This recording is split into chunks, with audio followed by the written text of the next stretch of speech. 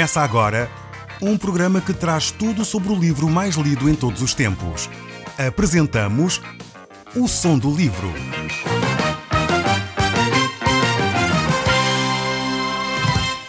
Seja muito bem-vindo. Neste podcast vai encontrar o livro mais conhecido e lido em todo o mundo. Vamos levá-lo numa viagem pela história da humanidade. Este é um audiolivro para si, para a sua família e sociedade em geral.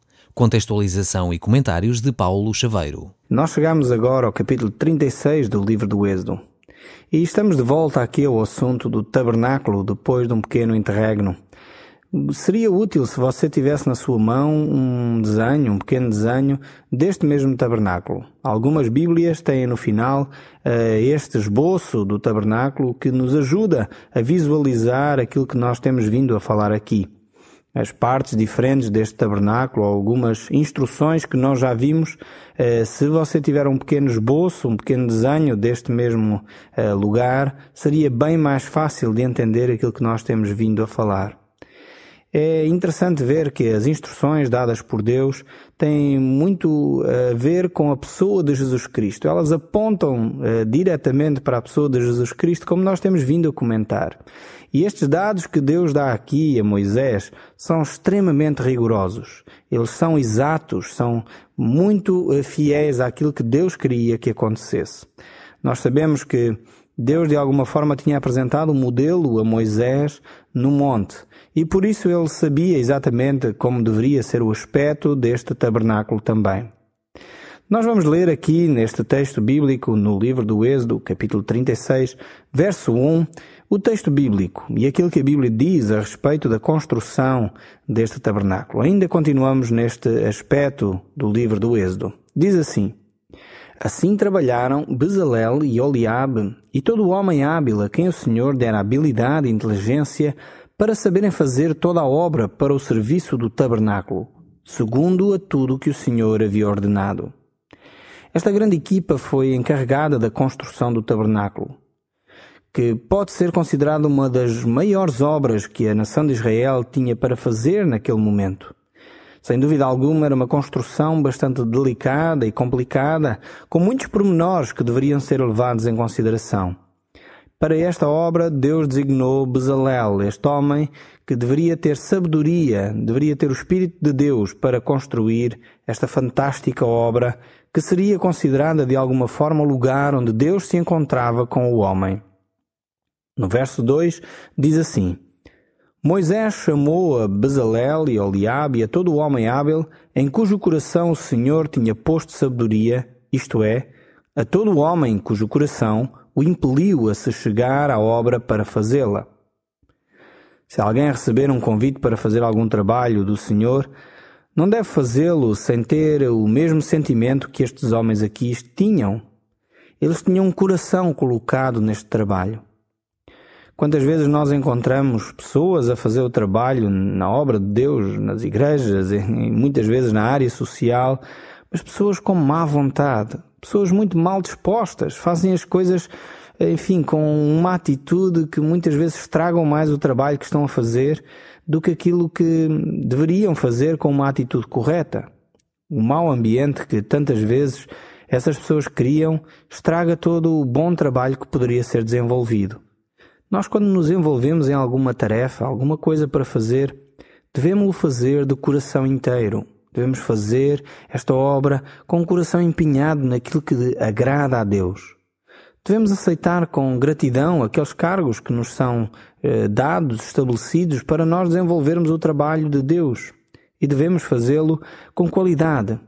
Se de alguma forma as pessoas que estão ao nosso redor nos reconhecem com qualidades para desenvolver determinada tarefa, devemos-lo fazer com empenho e qualidade. Este espírito deve premiar, de facto, a nossa ação. Um espírito de amor, um espírito de gratidão, um espírito de humildade, reconhecendo que o trabalho para Deus é muito importante, pois é Deus quem nós devemos servir, é Ele quem nós devemos honrar. E também é Deus que nos dá as capacidades e habilidades para executar determinadas obras. Se nós de facto somos filhos de Deus, devemos servir a Deus como seus filhos, e não como escravos, não por obrigação, não por dever, simplesmente. É muito triste quando eu cruzo com pessoas que supostamente estão a fazer alguma obra social, algum trabalho, até nas igrejas, e quantas vezes estão de mau humor, constantemente afadigados, constantemente a trazer irritação àqueles com quem cooperam. Era necessário de facto que estes homens aqui, este Bezalel, este homem que tinha sido indicado por Deus para fazer esta obra, ele o fizesse de coração completo. Fizesse esta obra como para Deus e não para os homens. É verdade que de alguma forma a Bíblia nos chama servos. Somos servos de Deus, é verdade. Mas estes servos fazem-no com base na sua gratidão a Deus e no seu amor. Fazem-no com base numa atitude, aqui diria, voluntária. É um serviço voluntário a Deus, um serviço que deve ser feito de coração inteiro, um serviço que deve ser feito do fundo do nosso ser, com toda a gratidão por aquilo que Deus tem feito por nós. Esta deve ser a nossa atitude, e quando vemos estes versículos acerca de Bezalel, reconhecemos que ele recebeu estas instruções de Deus, este chamado de Deus, e ele tinha exatamente esta atitude. Ao construir este tabernáculo, ele tinha uma atitude de gratidão para Deus. Era um homem que estava a procurar agir em conformidade com a vontade de Deus. Certamente ele aceitou este desafio com muito entusiasmo e alegria. Nós vemos que o apóstolo Paulo tinha este mesmo tipo de opinião, este tipo de atitude. Ele dizia: cada um tem a opinião bem definida em sua própria mente. Devemos saber exatamente o que devemos fazer e quem nós somos, para não sermos, pretensiosos ou pensarmos a nosso respeito além do que convém, ou, de alguma forma, pensarmos menos do que convém. Infelizmente, muitas vezes, há pessoas que agem, tentando valorizar-se naquilo que fazem, simplesmente porque a única forma de se sentirem realizados é através do seu desempenho, é através das suas atitudes. Mas, por outro lado, Deus valoriza muito mais o nosso ser, aquilo que vai no nosso coração. Isso é o que é importante para Deus. Por isso, quando nós fazemos qualquer coisa, seja ela profissionalmente, seja ela em casa, seja ela um hobby, seja ela um desporto ou uma tarefa que nos foi delegada para serviço de Deus na igreja, ela deve ser feita de coração completo. Ela deve ser feita como para o Senhor e não para os homens. Infelizmente vejo vezes demais que pessoas querem se envolver em tarefas para agradar aos outros que estão à sua volta, para agradar aos homens, e poucos estão importados em agradar a Deus. E isso é triste, pois esse tipo de trabalho, diz o próprio Jesus, que essas pessoas já receberam a recompensa. É inútil, no entanto, o seu trabalho, pois eles estão a querer agradar àqueles que estão à sua volta e não a Deus. É o nosso coração que deve, de alguma forma, medir a nossa atividade. É o nosso coração que, em primeiro lugar, tem que ser questionado. E as nossas atitudes, aquilo que nós vamos fazer, tem de vir de um coração são. De um coração que é, como já disse, humilde. De um coração que procura, em primeiro lugar, o amor e a gratidão. E com base nestas motivações, então as nossas ações deverão ser realizadas. Continuando o texto bíblico, aqui no verso 3 diz: estes receberam de Moisés todas as ofertas que os filhos de Israel haviam trazido para a obra do serviço do santuário, para fazê-la. E ainda cada manhã o povo lhe trazia ofertas voluntárias. Então, deixando cada um a obra que fazia, vieram todos os homens sábios que se ocupavam em toda a obra do santuário e disseram a Moisés: o povo traz muito mais do que é necessário para o serviço da obra, que o Senhor ordenou que se fizesse. Esta é a segunda vez que lemos aqui na Bíblia que é necessário dizer ao povo que parasse de trazer ofertas, porque elas eram demais. Isto vemos aqui o entusiasmo com que o povo estava a querer adorar a Deus. Vemos esta atitude de gratidão que o povo tinha para com Deus, pelo facto de Deus ter liberto o povo da escravidão do Egito. É verdade que nós já vemos várias vezes que o povo também era um povo idólatra, mas aqui verificamos que essa parte, digamos assim, do povo tinha sido afastada e agora o povo estava completamente dedicado ao serviço de Deus. Por isso eles traziam as suas ofertas e houve necessidade inclusive de dizer ao povo que eles parassem de trazer. E é exatamente isso que diz o verso 6. Então ordenou Moisés, e ordem foi proclamada no arraial, dizendo: nenhum homem, nem mulher, faça obra alguma para a oferta do santuário. Assim o povo foi proibido de trazer mais. É muito interessante verificar esta atitude aqui dos líderes e também esta atitude do povo. Ao contrário do que é habitual, aqui o povo é impedido de trazer as ofertas ao santuário. Isto é algo extraordinário. Já reparamos como o povo estava de coração inteiro com esta obra. O povo queria agradar de facto a Deus. É preciso recordar que este povo tinha saído há pouco tempo do cativeiro, da escravidão, e eles não tinham nada na altura em que eram escravos. Era talvez de esperar que este povo ficasse agarrado aos bens materiais. Mas não foi isto que aconteceu. Eles deram tudo com alegria, com liberalidade e graciosamente a Deus, as ofertas no fundo que eles haviam recebido do Egito. Em vez de ficarem com este síndrome do novo riquismo, não, o povo deu de coração para que o tabernáculo fosse construído. Eles tinham colocado a sua prioridade no lugar certo. Deus, no fundo, iria recompensar toda esta atitude do povo. Aliás, Deus sempre recompensa as nossas atitudes de coração. Por isso é que o texto bíblico diz que, de alguma forma, Deus retribui de novo aquele que dá com alegria. Deus excede-se em muito naquilo que Deus dá como retorno. Em Efésios capítulo 3, verso 20 diz: ora, aquele que é poderoso para fazer infinitamente mais do que tudo quanto pedimos ou pensamos, conforme o seu poder que opera em nós, a ele seja a glória na Igreja em Cristo Jesus, por todas as gerações, para todo o sempre. Amém. Vemos como esta atitude que nós temos deve levar-nos a dar glória a Deus, através das nossas ações. Deus dá muito mais do que aquilo que nós podemos pedir ou até pensar. Este é o Deus que eu conheço, aquele Deus que cuida de si e de mim, mesmo quando nós às vezes nem sonhamos aquilo que necessitamos, já Deus está a providenciar. E é este Deus que o povo de Israel está a conhecer, percebendo que todos os bens que eles possuem podem ser entregues a Deus, porque Deus irá providenciar as suas necessidades. Eles já estavam a experimentar que era Deus quem providenciava o seu alimento diário. Eles já tinham experimentado também que Deus poderia fazer maravilhas trazendo água mesmo em sítios onde ela não existe. E então o povo começa a perceber quem Deus é. Por isso eles podem dar com alegria os seus bens. E é necessário dizer a este povo que eles parassem de fazer estas ofertas, pois já se tinha recolhido o que era necessário para a construção do tabernáculo. Olhando aqui para o verso 8, vamos continuar a ver as instruções que Deus dá. Diz assim: assim todos os homens hábeis, entre os que faziam a obra, fizeram o tabernáculo de 10 cortinas de linho fino retorcido, estofo azul, púrpura e carmesim com querubins.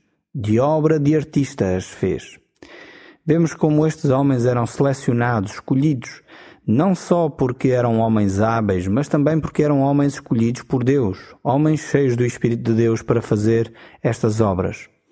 Eles deveriam ter também aptidões próprias, habilidade para fazer este serviço.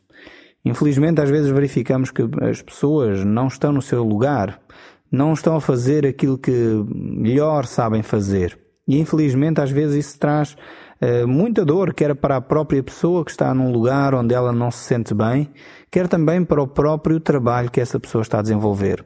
Estes homens e mulheres que estavam a ser escolhidas por Deus para fazer estas tarefas deveriam ser homens e mulheres hábeis para o desempenho que eles tinham que fazer.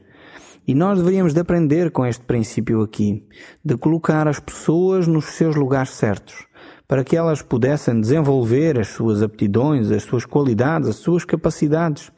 E estas pessoas estavam a trabalhar dentro da sua habilidade. Eles eram homens hábeis para desempenhar a tarefa que Deus tinha escolhido para eles. Isto é um princípio muito importante, que nós devemos preservar e devemos investir nele, colocar as pessoas certas nos lugares certos.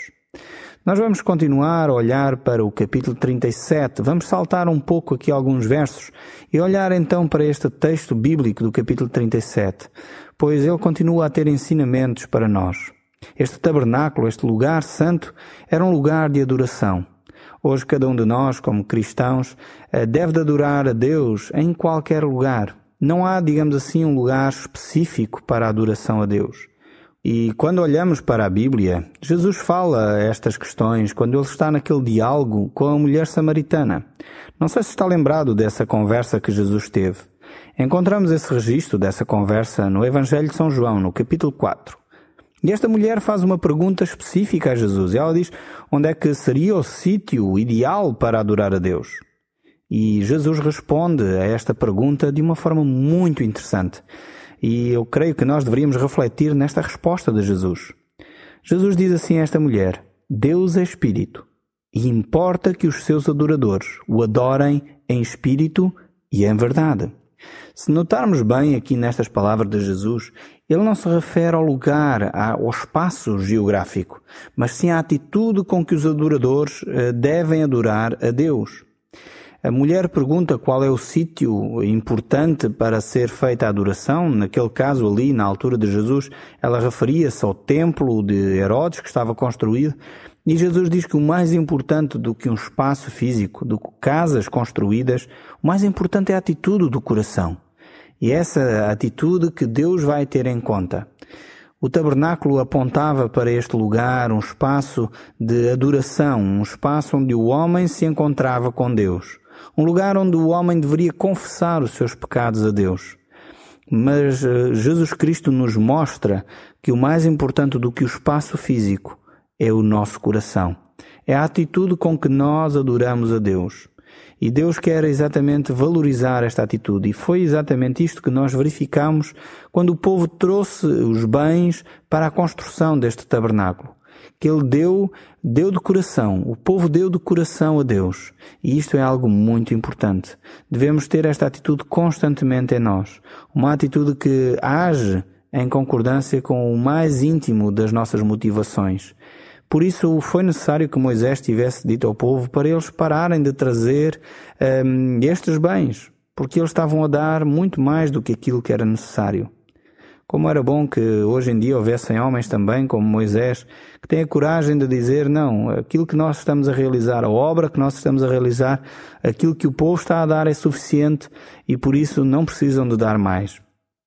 E infelizmente hoje assistimos a quase uma exploração das pessoas, muitas vezes sendo incitadas a dar mais e mais e mais, sem que houvesse um objetivo sério, um objetivo claro para essas ofertas. É verdade que devem ser feitas em primeiro lugar exclusivamente para Deus. Mas também essas ofertas serão certamente entregues para o serviço da obra de Deus. E esse serviço deve ser objetivo e claro. O povo estava a dar porque havia um objetivo claro, que era construir este tabernáculo. A minha experiência é que tem mostrado que sempre que há um objetivo claro, as pessoas entusiasmam-se a dar para a obra de Deus. Quando as coisas são vagas, quando não há um objetivo claro naquilo que deve ser feito, então de facto não há sentido, damos aquilo que está no nosso coração e aquilo que, enfim, consideramos ser o necessário para a obra de Deus. E essa deve ser sempre a nossa atitude. E sempre que nós temos essa atitude, então Deus responde também a essa nossa atitude feita do coração. Não é que nós façamos um investimento, não é nesse sentido, mas é no sentido de gratidão.